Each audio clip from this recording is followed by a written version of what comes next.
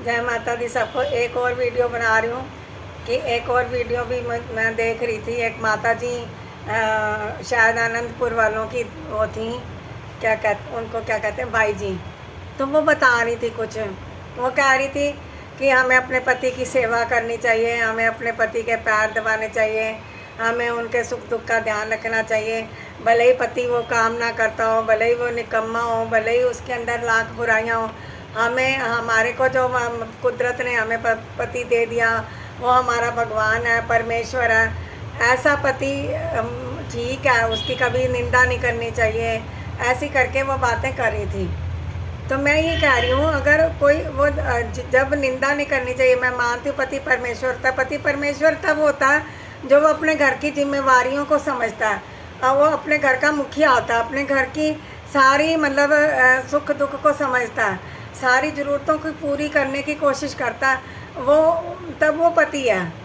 अगर जिम्मेवारियों से भाग रहा है, पत्नी दुखी है, पति पत्नी को मार पिटाई कर रहा है, उसके सुख दुख में साथ नहीं दे रहा, अपने बच्चों को दुखी रखा हुआ है, बच्चे पढ़ाई में बच्चों को पढ़ा नहीं सकता, लिखा नहीं सकता, उनके कोई ज़रूरतों को पूरा नहीं कर सकता, तो वो कैसा परमेश्वर है? मुझे ये बताइए, कैसा परमेश्वर है? ऐसा पति परमेश्वर नहीं होता। जो पति वो परमेश्वर होता है जो सच में परमेश्वर की तरह काम करता है हमारे साथ, हम परिवार को पालता है, उसका पोषण करता है, उसके सब सुख दुख को समझता है, वो पति होता है। ऐसे मतलब क्या मतलब उनका कहने का क्या तात्पर्य था? पति जैसा भी हो, कुछ वो जो भी कुछ करता रहे उसको कुछ मत कहो और वो उसकी बुराइयों को एक्सेप्ट कर लो। अच्छाई बुराई सब एक्सेप्ट होती हैं, परंतु मतलब एक हद तक होती है।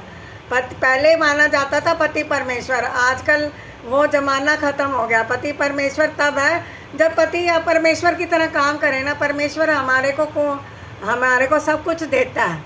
हमारा परमेश्वर मान लो ठाकुर जी हैं, तो वो हमारी सुख दुख की, उनको मालूम है इस बच्चे को क्या ज़रूरत है, वो पूरी करते हैं, तो वो है ना।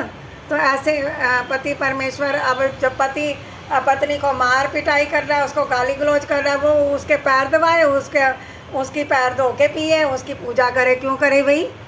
जय माता दी सबको। मेरे अगर विचार आप लोगों से समझ में आए हो तो मुझे ज़रूर कमेंट करके बताना।